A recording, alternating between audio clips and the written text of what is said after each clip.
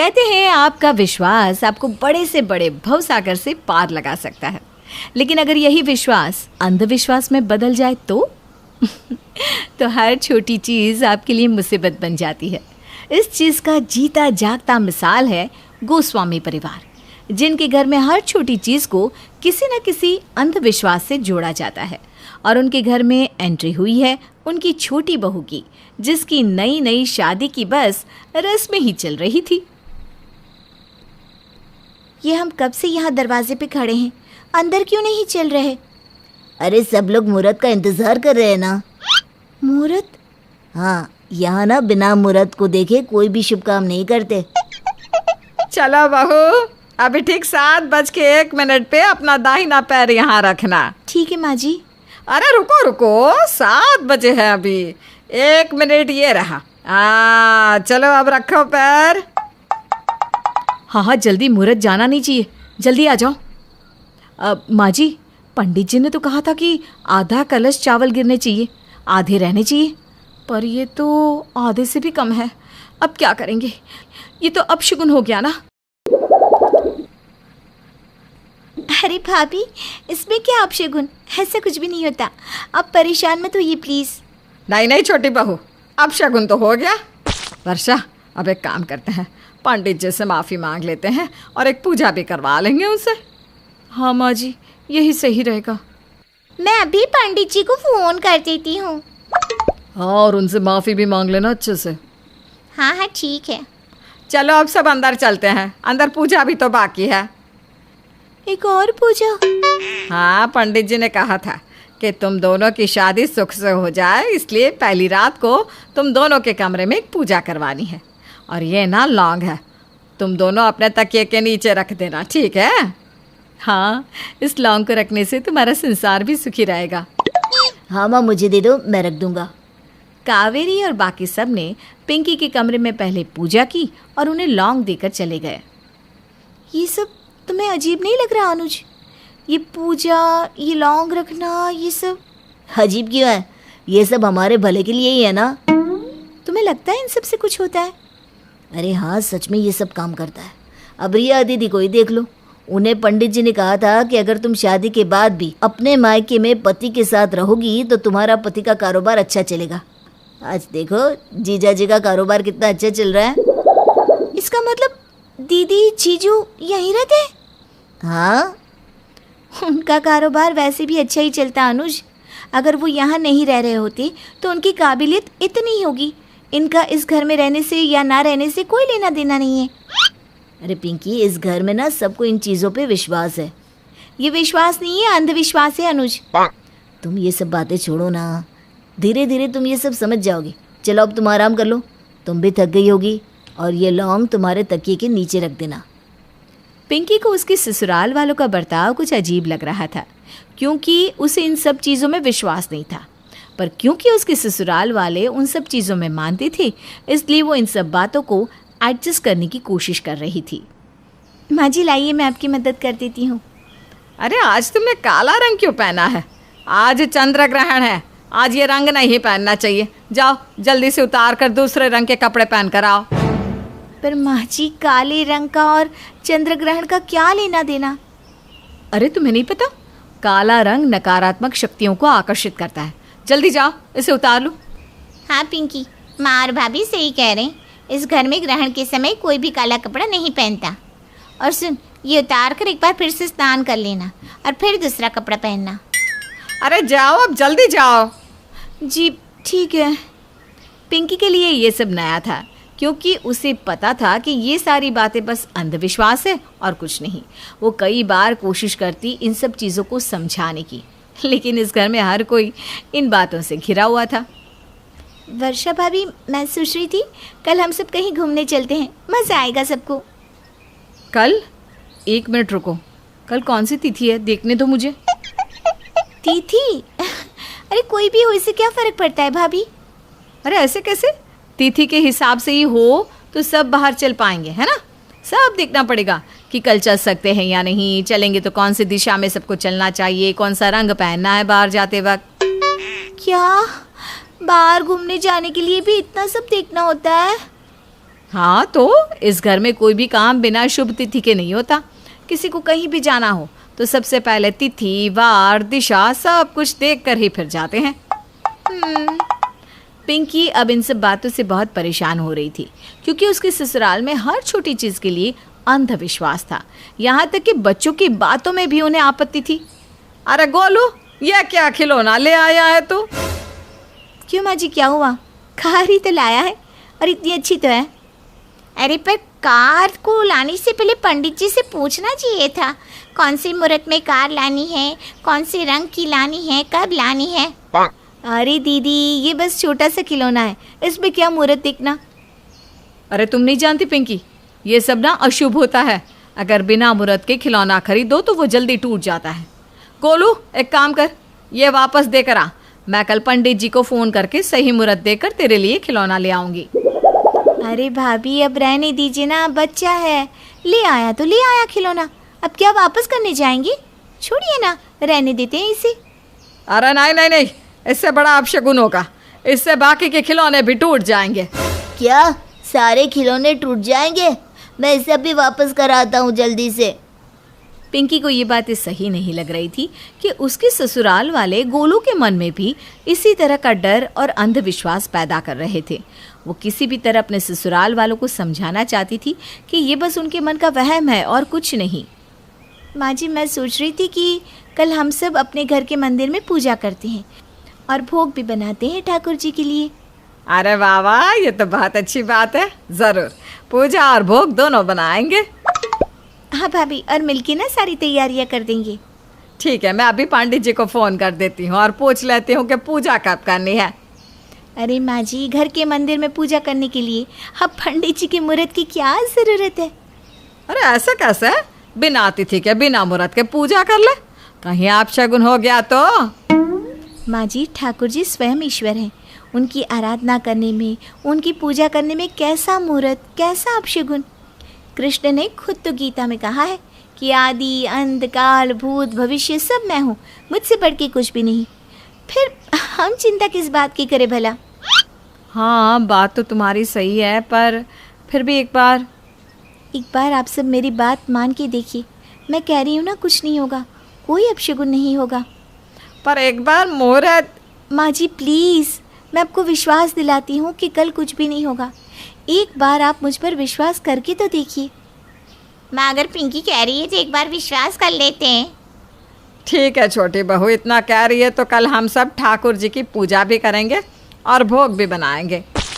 Thank you माँ जी, मैं आपको विश्वास दिलाती हूँ कि कुछ भी नहीं होगा, कल सब अच्छा होगा। ठीक है, तो चलो कल की तैयारियां कर लेते हैं। पिंकी ने सबको विश्वास दिलाया कि मुहूर्त और तिथि इन सब से ईश्वर की पूजा का कोई लेना देना नहीं। उसने सबसे कहा कि कल इस पूजा से कोई भी अपशगुन नहीं होगा। लेकिन कहीं ना कहीं सबके मन में अब भी हर चीज़ को लेकर शक तो था ही, और कहीं ये शक यकीन में बदल गया तो? अगर कल इस पूजा में कुछ अपशगुन हो गया तो? शायद उसके बाद पिंकी अपने ससुराल वालों को कभी इस अंधविश्वास से निकाल नहीं पाएगी। अब सब कुछ कल ठाकुर जी की पूजा पर आधार रखता है। पिंकी के लिए उसके ससुराल का बर्ताव काफी अजीब था। अजीब इसलिए क्योंकि उसके ससुराल में सारे सदस्य अंधविश्वासी थे। हर छोटी बात को लेकर शगुन और अपशगुन की बातें करते रहते थे, जबकि पिंकी का इन सब बातों में कोई भी विश्वास नहीं था। उसने कई बार कोशिश की कि वो अपने ससुराल वालों को सही नजरिया दिखा सके, लेकिन उसके ससुराल वाले किसी चीज़ को समझना ही नहीं चाहते थे। इसलिए उसने तय किया कि वो बातों से नहीं बल्कि चीज़ों को साबित करके दिखाएगी कि ऐसा कुछ भी नहीं होता। और इसकी शुरुआत उसने की ठाकुर जी की पूजा से। सब लोग आ गए ना पूजा के लिए? हाँ हाँ, सब आ गए हैं। पर मैं ये सोच रही थी बहू, तो बोले तो अब भी वक्त है, मैं पंडित जी से एक बार पूछ लेती हूँ मुहूर्त के बारे में। माँ जी, आप विश्वास रखिए, ऐसा कोई भी अपशगुन नहीं होगा। ठाकुर जी सब ठीक करेंगे, सच में। वो तो ठीक है भाभी, लेकिन इस घर में ना आज तक कोई भी काम बिना तिथि के और बिना मुहूर्त के नहीं हुआ। हाँ, सही कह रही है रिया। अगर कुछ ठाकुर जी की पूजा करें ना, हम उनके लिए भोग बनाया है और उनके रहते कोई भी अपशगुन हमें छू सकता है क्या? नहीं ना। चलिए हम लोग सब लोग पूजा शुरू करते हैं। ठीक है, चलो सब आरती शुरू करते हैं। हाँ हाँ, आ जाओ, सब लोग बैठते हैं। पिंकी की बात मानकर सब लोग पूजा में बैठ जाते हैं। पूजा अच्छे से संपन्न भी हो जाती है और सब लोग ठाकुर जी को भोग भी लगा देते हैं। आज ठाकुर जी की पूजा करके आनंद ही आ गया सच में। हाँ सच में माँ, और देखो तो उनकी पूजा में कोई अड़चन भी नहीं आई। हाँ, आज पहली बार अच्छे से बैठकर बिना किसी हड़बड़ी के पूजा की है, वरना तो हमेशा मुहूर्त देखते हुए ही सब कुछ करते हैं और वक्त ना निकल जाए इस चक्कर में पूजा में हमारा ध्यान भी नहीं रहता।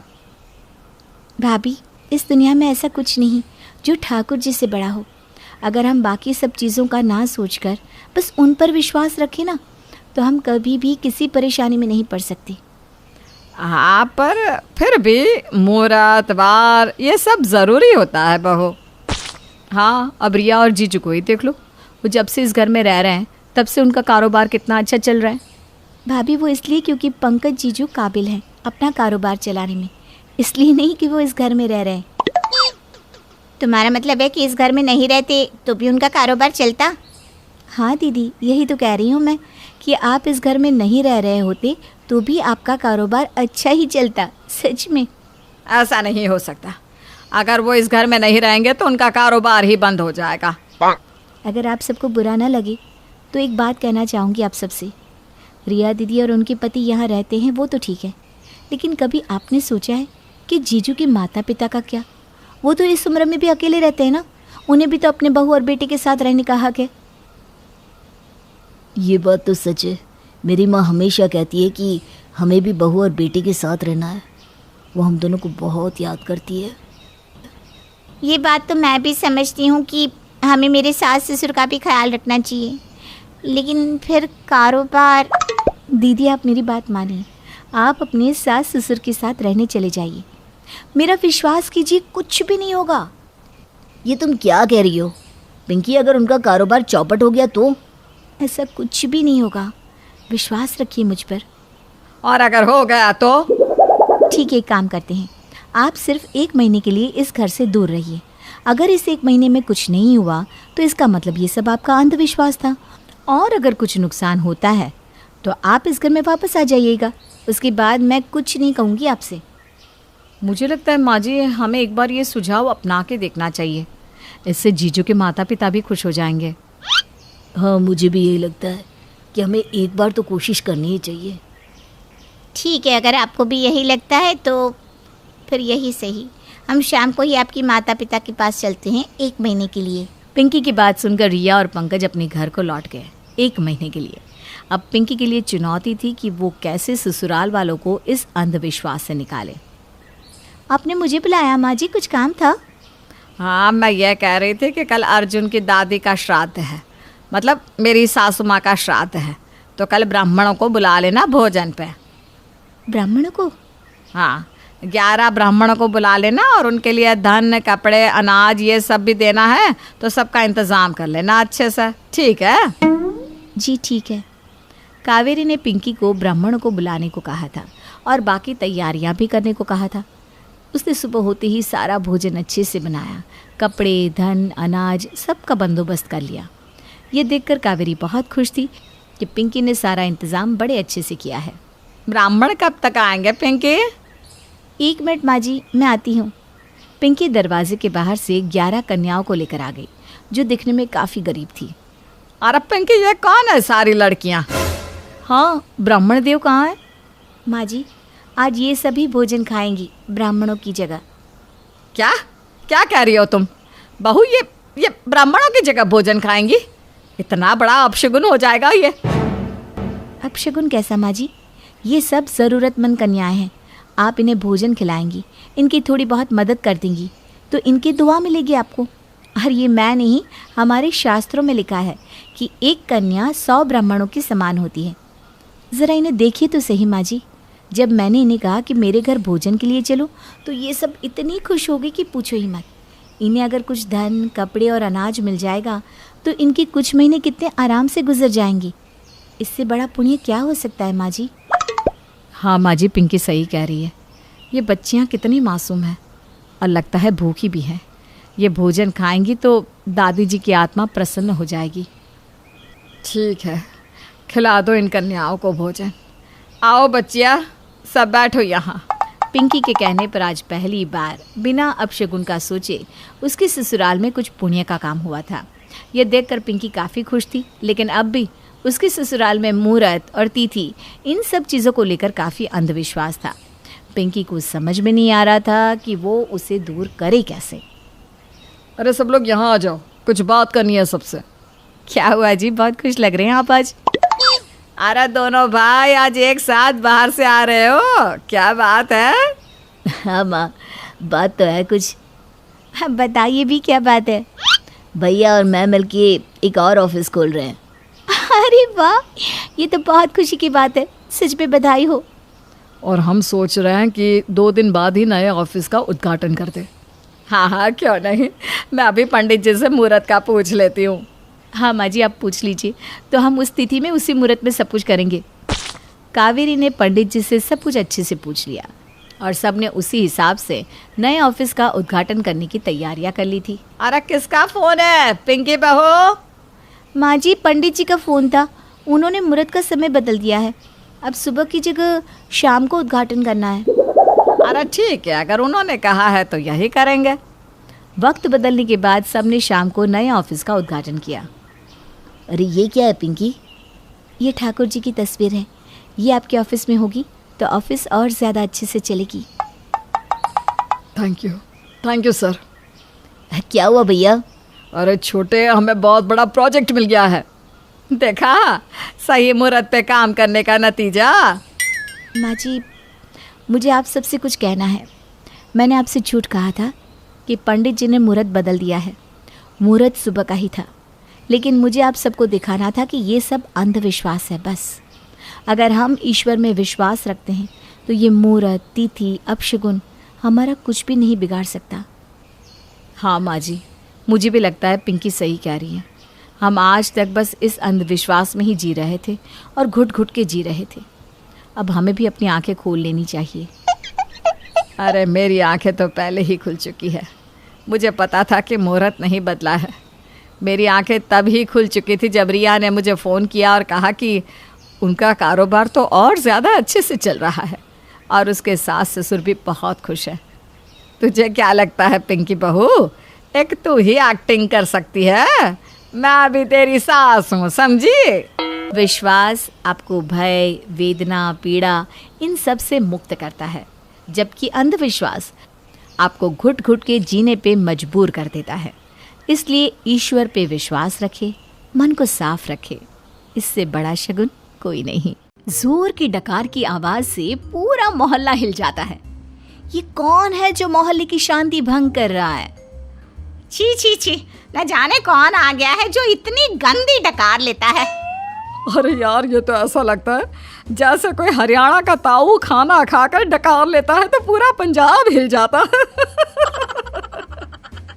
अरे हंसने की बात नहीं है, बच्चे डर जाते हैं, घिन आती है अगर इस वक्त खाना खाने बैठो तो। और ये डकार, अरे ये तो लगातार आती रहती है। क्या करे लोग, मोहल्ले में जो बहू आई थी डकार लेने वाली, अब बहू पर शक कैसे किया जा सकता है? उधर किसी को बताने में भी शर्म आती है कि हमारी बहू। तभी बहू की जोर की डकार की आवाज आती है। अरे बहू, इसका इलाज क्यों नहीं करवाती? अरे डकार है या डकारा? लगता है पूरा समंदर पी कर आ रही है। माँ जी, आप बिना बात की तारीफ करती रहती हैं। तारीफ? अरे तारीफ नहीं कर रही हूँ, समझ में नहीं आता तुझे बहू? अरे कैसी बात कर रही है? खैर, बहू की डकार से तो सभी परेशान थे, लेकिन करे तो क्या? फिर एक रोज, अरे बहन जी, आप लोगों के घर के आसपास कौन कौन रहता है? वो क्या है ना, रोज बड़ी गंदी सी डकार की आवाज आती है तो क्या मतलब डकार? कैसी डकार है? अरे कैसी बात कर रही हैं? पूरा मोहल्ला परेशान है डकार से। पता नहीं लग पा रहा है बस की आवाज कहाँ से आ रही है। नहीं तो क्या कोई पुरस्कार है क्या? हाँ है ना, वो क्या है ना, इस मोहल्ले से धक्के मारकर बाहर निकाल देंगे हम लोग, बस एक बार पता तो चले। माना चलो मैं ही हूँ, क्यों? अरे कैसी बात कर रही है बहू? पागल हो गई क्या? सुना नहीं क्या बोला? यही के मोहल्ले से निकाल देंगे, वो भी धक्के मारकर। हाँ माँ जी, सुन लिया। अच्छा, पेट जरा टाइट सा लग रहा है, मैं चलती हूँ। बहू अंदर चली जाती है। बड़ी ही मजाकिया है आपकी बहू। अरे दिखने में इतने संस्कारी लोग हैं, आप लोग कैसे डकार मार सकते हैं? ये तो हो ही नहीं सकता। क्यों? संस्कारी और पढ़े लिखे लोगों का शरीर नहीं होता क्या? वैसे कैसे क्या? बस फिर जोर की डकार की आवाज आती है। फिटे मुंह, अब तो गए काम से। चलो यहाँ से, मेरा तो मन ही खराब हो जाता है इस आवाज से। न जाने कौन है। सभी वहां से चले जाते हैं, लेकिन सास बहू की डकार से अब काफी परेशान सी रहने लगती है। बहू जब देखो तब मर्द की आवाज में डकार मारा करती। फिर एक रोज, अरे भाग्यवान, सुन रही हो? सुनी तो रही हूँ, खाने को तो कुछ है नहीं तुम लोगों के घर में, तो सुन ही रही हूँ। अरे जब खाने को नहीं है तब इसकी डकार इतनी लंबी कैसे होती है? जब खाने को होता तो पता नहीं क्या करती है। तब मोहल्ला नहीं माँ जी, पूरा शहर परेशान होता मेरी डकार से। हाँ। अरे क्या सुबह सुबह ये डकार का विचार लेकर बैठ गए। देखो, मेरी नौकरी विदेश में लग गई है, अब हम वहां चलेंगे। अरे वाह, क्या बात है! विदेश की यात्रा तो मेरे नसीब में लिखी ही थी। वाह माँ जी वाह, इसी बात पर मैं जरा 4 रोटी अचार के साथ खाकर मटके का ठंडा पानी पी कर आती हूँ। अरे नहीं बहू, इतना ना खा पी, फिर मामला खराब हो जाता है ना। सारा दिन सास बहू की तू मैं के बीच किसी तरह सास बहू की डकार वाले फंडे के साथ खुद को मैनेज कर रही थी। लेकिन कहते हैं ना, बांध जो होता है ना सब्र का, वो बनता ही टूटने के लिए है। तो सास का बांध कब तक बंधा रहता? बहू, ओ बहू! क्या हो गया माँ जी? किसी ने खाना छोड़ दिया है क्या, या फिर कहीं जंग शुरू हो गई है? बताइए क्या हो गया? अरे कुछ नहीं बहू, कुछ नहीं हुआ है। बस यह बता कि हम दोनों का वो सफेद वाला कुर्ता है ना, वो कहाँ है? तू तो जानती है मैं राजनीति में हूँ, तो गरीब बच्चों की शिक्षा के मुद्दे पर हम कल से 2 दिन भूख हड़ताल पर बैठने वाले हैं। जरूर माँ जी जरूर, मैं अब भी खाने पीने का प्रबंध करती हूँ। बहू, सुना नहीं शायद मैंने क्या कहा? मैंने कहा कि भूख हड़ताल में बैठना है, समझी? हाँ माँ जी, लेकिन भूखे। अरे देख बहू, तेरे खाने की भनक किसी को पता भी लग गई ना तो समझ बना बनाया करियर खत्म। जी माँ जी, मैं समझ सकती हूँ। विपक्ष बोलेगा कि जब घर वाले ही भूखे नहीं हैं तो मंत्री साहिबा कैसे? जब से ब्याह करके आई है पहली बार कायदे की बात की है। ये ले 500 रुपए। अरे जीती रहे बेटा, बस नजर ना लगे मेरी बहू को किसी की। बहू को नजर लगेगी या फिर सास के करियर को, इसका पता तो अब लगेगा लोकेशन पर जाकर। ओह, कितने मीडिया वाले! लग रहा है सासू माँ का ये शो हिट हो गया है। तभी सास कैमरे में, हाँ, हम बच्चों की पढ़ाई के प्रति काफी सीरियस है, और 1-2 दिन क्या, मैं तो मरते दम तक खाना नहीं खाऊंगी। पर मैम, आपकी मौत भी हो सकती है, भूखे पेट आप कब तक रहेंगी? तभी बहू कूद पड़ती है। सासू माँ ही नहीं, इन गरीब बच्चों को प्राइवेट स्कूलों में एडमिशन नहीं मिला तो सासू माँ के साथ पूरा परिवार भूख से अपने बलि दे देगा। बोलो सासू मैया की जय! बाप रे बाप! बहू का ये हाई वोल्टेज ड्रामा देखकर सभी हैरान रह जाते हैं और सोचने लगते हैं कि बहू को अचानक क्या हो गया। अरे बस कर बहू, बस कर! क्या है ये? क्यों पड़ी लकड़ी उठा रही है? बहू भी ओवर एक्साइटेड हो जाती है। बस सासू माँ, बस, अब और नहीं। देखिए जनता, मालती देवी का पूरा परिवार इन बच्चों के लिए खड़ा है। तो क्यों ना सभी भूख हड़ताल में इस परिवार के साथ आए। सासू मैया की जय। अरे धीरे से बोल, लोगों की नजर में भूखे हैं हम। क्या कहना चाहेंगी आप अपनी बहू के बारे में? अब क्या कहें, देख ही रहे हैं कितना सपोर्ट कर रही है। अरे हम लोगों के घर तो कई दिनों से चूल्हा नहीं जला है, इस हालत में भी देखिए कितना चीख चीख कर मेरे साथ खड़ी है ये। तो देखा आप लोगों ने, फुल भूख हड़ताल का ड्रामा ऑन था। लोग भी सास बहू को देख रहे थे। तभी एक बुढ़िया कहती है, देखो जरा कैसे सूख सी गई है मालती देवी की बहू। अरे ना कुछ खाया है ना पिया है, किसके लिए? हमारे बच्चों के लिए ना। बड़ा त्याग है इन लोगों का। अभी तो बात हो ही रही थी कि बहू को आ जाती है तेज की डकार और पूरे माहौल में डकार गूंज जाती है। और उस वक्त बहू के हाथ में माइक होता है। हे भगवान, कुछ ज्यादा ही खा लिया, डकार आ गई। सभी हैरान हो जाते हैं। क्या बात है, ये तो झूठे लोग हैं। बहू के इतनी लंबी डकार। हाय रे बहू, तेरी डकार ने तो सारा काम खराब कर दिया। पाद ये वो शब्द है जिसे बोलने में भी लोग शर्म महसूस करते हैं, लेकिन ये सब कैसी, कहाँ, कितनी आवाज के साथ निकले, इस पर किसी का बस नहीं होता। एक दिन जोर से पाद की आवाज आती है। हाय रे, छी छी छी छी छी, फिर से। हे भगवान, मुझे तो इससे पूछने में भी शर्म आती है कि क्या खाया था। एक तरफ ये है कि पाद करके भी शर्म तक महसूस नहीं करती। बहू फिर से एक बार जोर की पाद निकालती है। अब तो सास चाहकर भी शांत नहीं रह पाती। अरे बस बहू बस, अब तो सच्ची बस कर। अरे क्या करती रहती हो ये तुम? पॉटी चली जाओ ना, इतनी गैस बन रही है तो। कैसी बात कर रही हैं सासू माँ? मैंने कुछ नहीं किया, मैं तो चुपचाप खड़ी हूँ। लग रहा है वॉशरूम का दरवाजा खुला रह गया होगा, तभी बदबू आ रही है। जाके बंद करके आती हूँ।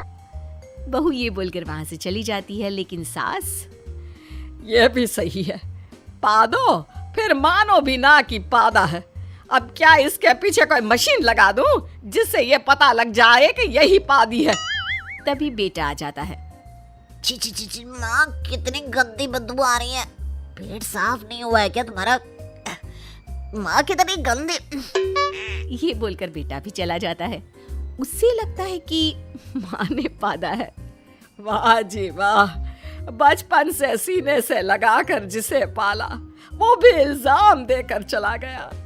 रे पादे कोई और नाम किसी और का, ये भगवान कैसी तेरी माया।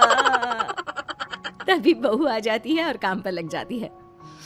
अब ये फिर से पादे तो मैं तो भागूं यहाँ से। बाहर आकर सास चैन की सांस लेती है कि तभी दूर से उसे बहू की माँ आती दिखाई देती है। पास आकर, अरे बहन जी, क्या बात है, सारा दिन घर से बाहर ही दिखती हैं। कभी घर के अंदर बहू का 2-4 काम में हाथ भी बटा दीजिए, बेचारी थक जाती है। अच्छा, बड़ी चिंता हो रही है मेरी बहू की। अरे मेरी बहू यानी आपकी बेटी के पास खड़े रहने की हिम्मत नहीं है मेरी। वो तो बात है, अरे बड़े बड़े कांपते हैं मेरी बेटी से। वो क्या है ना, जब स्कूल में थी तब भी आस पास के 4 डेस्क खाली रहते थे, जहाँ वो वहाँ कोई नहीं। सास तो समझती है कि ऐसा क्यों होता था, लेकिन क्या बोले। सही बात है, बिल्कुल वही परंपरा अभी भी चली आ रही है, जहाँ वो वहाँ कोई नहीं। आप अंदर क्यों नहीं जाती? जाइए, मिलाइए अपनी बेटी से। मैं तो यहीं मिलूंगी आपसे। माँ भी थैला लेकर बेटी से मिलने अंदर चली जाती है, लेकिन जैसे ही वो घर के अंदर कदम रखती है, एक लंबी गहरी सांस लेकर,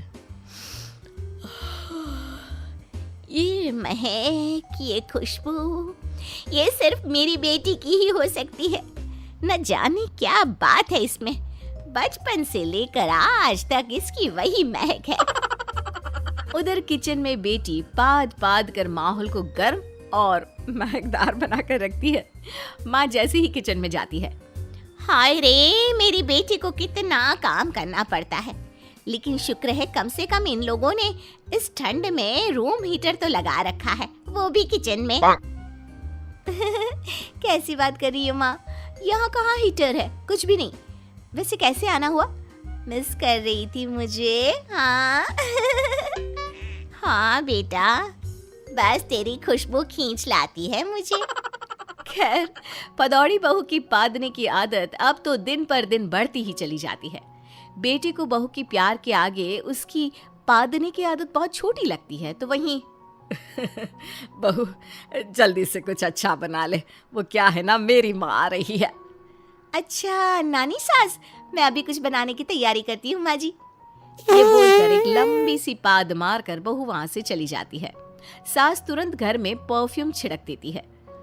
ये ना रहे तो इस घर में मेरा गुजारा तो मुमकिन ही नहीं। पर शुक्र है माँ की नाक ही ठीक नहीं है, उन्हें ना तो खुशबू आती है ना बदबू। तभी एक तेज तर्रार बुढ़िया आ जाती है। माँ माँ माँ! नानी सास को एक जोर का थप्पड़ जड़ देती है। क्या मेमने की तरह माँ कर रही है? गले लग। माँ तेरे हाथ में आज भी कितना जोर है।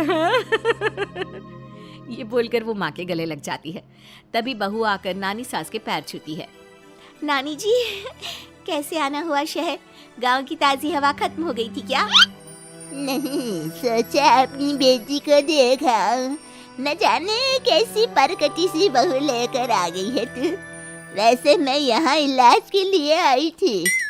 अच्छा है ना माँ, ठीक है, बैठकर आराम से बात करेंगे। तू तब तक नहाकर फ्रेश हो जा और बहू माँ के लिए खाना लगा। बहू जाने के लिए जैसे ही मुड़ती है, एक जोर की पाद मारती है। सास को गुस्सा तो आता है, लेकिन फिर वो ये समझकर शांत हो जाती है कि माँ की तो नाक खराब है। वहीं माँ बेहोश होकर गिर जाती है। अरे माँ को क्या हो गया? माँ को क्या हो गया? सब भाग कर आते हैं। माँ नानी के नाक से खून निकल रहा है। अरे लेकिन क्यों?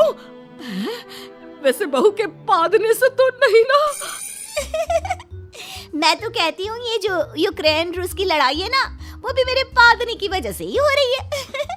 आप ही ने तो उस दिन बातों बातों में कहा था कि आपकी माँ की नाक खराब है। हाँ कहा था, लेकिन कभी इनकी नाक से ऐसा खून आकर ये गिरी तो नहीं थी। बड़ी मुश्किल से माँ को उठाकर पलंग पर लेटाते हैं। माँ नानी के बैग में देखो, वो किसी डॉक्टर को दिखाकर आ रही थी। जरा उसी को फोन करके पूछो ना कि क्या माजरा है, क्यों नानी बेहोश हो गई है। सास अपनी माँ का बैग खोलती है और डॉक्टर का पर्चा निकालकर कॉल करती है। अच्छा, तो इनकी नाक से खून आया और ये बेहोश हो गई। हाँ, कितनी बार तो बता दिया, अब क्या डायग्राम बनाकर समझाऊं? डॉक्टर नानी को एक इंजेक्शन लगाता है, जिसके बाद उन्हें होश आ जाता है। नानी को होश आ गया, नानी को होश आ गया। डॉक्टर साहब, माँ यहाँ किस इलाज के लिए आई थी और इन्हें बेहोशी कैसे आ गई? नाक से खून, ये सब। देखिए, आपकी माँ की नाक में खराबी थी। हाँ, वो तो मैं भी जानती हूँ, लेकिन खराबी क्या थी? वो उनकी नाक में खून का थक्का जमा था। उसे निकालने के लिए उन्हें या तो बहुत अच्छी खुशबू या बहुत गंदी बदबू सूंघाना था, तब वो खून का थक्का निकलता। और हुआ वैसा ही। लगता है इन्होंने कोई बहुत ज्यादा गंदी बदबू सूंघ ली होगी, जिससे वो थक्का निकल गया। अब बरसों से इनकी खराब नाक आज ठीक हो गई। सास बहू की ओर देखती है। हाँ डॉक्टर साहब, समझ गई सब कुछ। सभी के जाने के बाद, वाह, घर में लग रहा है कढ़ी बनी है, हींग की खुशबू। हाय रे, बाहर से चमेली की खुशबू। मेरी नाक ठीक हो गई। एकदम ठीक हो गई मेरी नाक। तभी बहू फिर से एक बार जोर से पाती है। हाय रे, छी, कितनी गंदी बदबू। छी बहू, छी। चुप कर। कोई मुझसे पूछे इतने सालों बाद तो मुझे तो ये भी अच्छी लग रही है। वैसे मुझे याद आया यही तो वह बदबू थी जिससे मेरी नाक के थक्के खुले थे, है ना? हाँ? देखा माँ जी, जो आपको अच्छा नहीं लगता उसी से आपकी माँ ठीक हुई है। क्यों नानी जी? हाँ बहू, मान गए, तेरी बाद से कुछ तो अच्छा हुआ। फिर नानी सास कुछ दिन रहकर चली जाती हैं।